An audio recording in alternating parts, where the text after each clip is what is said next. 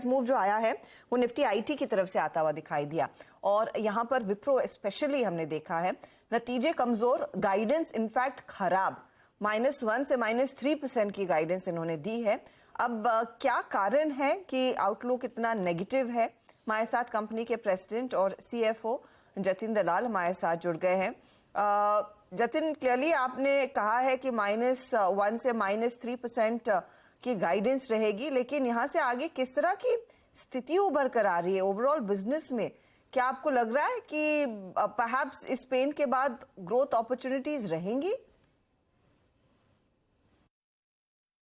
तो मैं ये कहना चाहूंगा कि आप पहले हमारे FY23 के प्रदर्शन को देखिए। हमने 11.5% ग्रोथ दिया है कांस्टेंट करेंसी में।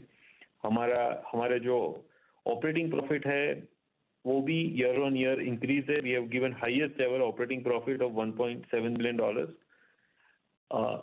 ये जो Q4 का प्रदर्शन रहा है वो भी अच्छा रहा है। हमने जो गाइडेंस रेंज दी थी जनवरी में, उसमें हमारा प्रदर्शन रहा है। अगर आप Q1 की बात करें तो Q1 में हमने जो थोड़ी अनसर्टेनिटी और कॉशियसनेस एनवायरनमेंट में देखी है, उसको हमने फैक्टर किया है हमारे गाइडेंस में। हमारे कस्टमर्स जो है वो थोड़ा डिस्क्रिशनरी स्पेंड को पॉज कर रहे हैं, और उसकी जो इम्पैक्ट हमको हमारे बिजनेस पे दिख रही है उसको हमने फैक्टर करके गाइडेंस दिया है। और आगे जाके हमारा ऐसा मानना है कि इकोनॉमी जो है वो it is in reasonable place. Inflation जो है वो कम हो रहा है यूएस में, एम्प्लॉयमेंट जो है लेवल्स वो ठीक हैं, जो इंटरेस्ट रेट्स हैं वो भी पीक पे हैं और नियर पीक लेवल पे हैं। तो यहाँ से 6-8 महीने के बाद कम ही हो सकते हैं, ज्यादा होने के चांसेस कम हैं। तो overall economy is in a reasonable shape. पर जो इवेंट्स हैं, जो पिछले 2 या 3 महीने में जो थोड़ी जो इवेंट्स, इकोनॉमिक इवेंट्स जो हुई हैं, उसकी वजह से थोड़ी कॉशियसनेस है एनवायरनमेंट में, और उसकी वजह से जो डिस्क्रिशनरी स्पेंड है वो कम हो रहा है। और वो हमको देखते रहना पड़ेगा कि आगे जाके वो एनवायरनमेंट में जो कॉशियसनेस है वो किस तरह से कब होगी, और जैसे वो कम होगी हमारा जो ग्रोथ है में हमारा मानना है कि growth should come back. Okay Jatin, good afternoon. आपका टोटल कॉन्ट्रैक्ट वैल्यू $4 बिलियन का, और BFSI सेगमेंट जो है वो थोड़ा सा लैग कर रहा है, तो ग्रोथ कहाँ से आएगी आपके लिए? मैं ये कहूँगा कि BFSI और टेक्नोलॉजी जो सेक्टर है, ये 2 सेक्टर्स में हमें थोड़ी मुश्किलें दिख रही हैं। जहाँ पे डिस्क्रिशनरी स्पेंड, जैसे मैंने बताया, वो कस्टमर्स हमारे पॉज कर रहे हैं, उसकी वजह से जो इम्पैक्ट बिजनेस पे आ रही है वो हमने फैक्टर किए गाइडेंस में।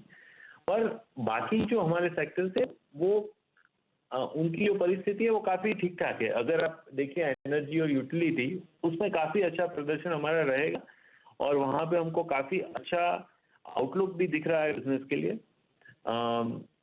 Similarly all other sectors like manufacturing आ रहे थे stable place. So I think ये जो 2 सेक्टर्स हैं उन पे हमें काफी वॉचफुल रहना पड़ेगा, BFSI और टेक्नोलॉजी। एक चीज आपके नंबर्स में हमने देखी है, डिस्पाइट द फैक्ट कि ऑफ कोर्स वो गाइडेंस आपने काफी नेगेटिव साइड पर रखा है और आप कह रहे हैं कि ये मैक्रोस के चलते हैं, आपके मार्जिन स्टेबल रहे हैं।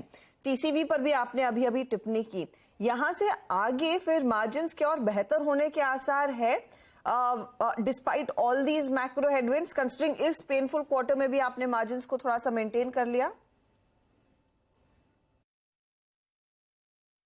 तो जो इमीडिएट नियर टर्म है उसमें हमारा चैलेंज है वो सप्लाई साइड नहीं है। जैसे आपने बताया, हमने बात की एट्रिशन, सप्लाई साइड प्रेशर कम है, जिसकी वजह से हमारे मार्जिन्स जो थोड़े कम हुए हैं 21-22 में और 22-23 में, वो सप्लाई साइड चैलेंज थी। तो supply side challenge definitely is less this year. पर अभी जो अनसर्टेनिटी रेवेन्यू में है, वो रेवेन्यू की जो अनसर्टेनिटी है वो ऑल्सो थोड़ी बहुत जो मार्जिन की अनसर्टेनिटी में स्लो हो रही है, और देयरफॉर हमारी पहली कोशिश ये रहेगी कि हम थोड़ी स्टेबिलिटी रेवेन्यू ट्रेजेक्टरी में लाएं, रेवेन्यू ग्रोथ नंबर्स में हम वापस चले जाएं Q2 Q3 में, और उसके बाद जो अभी सप्लाई की सिचुएशन है वो तो हम मैनेज ठीक ठाक कर पाएंगे। तो मैं ये कहूँगा कि जो हमारे मार्जिन पे चैलेंज पिछले 2 सालों में थी वो चैलेंज तो ये अभी नहीं है जैसे सप्लाई चेन में थी, बट अभी जो चैलेंज है वो थोड़ी डिफरेंट टाइप की है, जो है कि रेवेन्यू में अनसर्टेनिटी है और revenue is the first line, तो उसमें जो अनसर्टेनिटी है वो इवेंचुअली मार्जिन में कन्वर्ट होती है, तो उसको हम पहले स्टेबलाइज करने की कोशिश। जतिन दलाल, बहुत बहुत शुक्रिया हमारे लिए समय निकालने के लिए। क्लियरली बहुत अनसर्टन टाइम्स आईटी सेक्टर के लिए, लेकिन एक चीज आपको साफ नजर आएगी, इन सभी मैनेजमेंट से जो हमने बातचीत की है और स्पेशली जो टॉप 4-5 कंपनियां हैं, उन सब ने कहा है कि Q1 में तो प्रेशर रहेगा, Q2 तक ये एक्सटेंड हो सकता है। अगर कुछ रिवर्सल आता है तो उम्मीद वो तीसरी और चौथी तिमाही यानी कि H2 से ही है FY24 में। सबके बावजूद स्टॉक आपके सामने।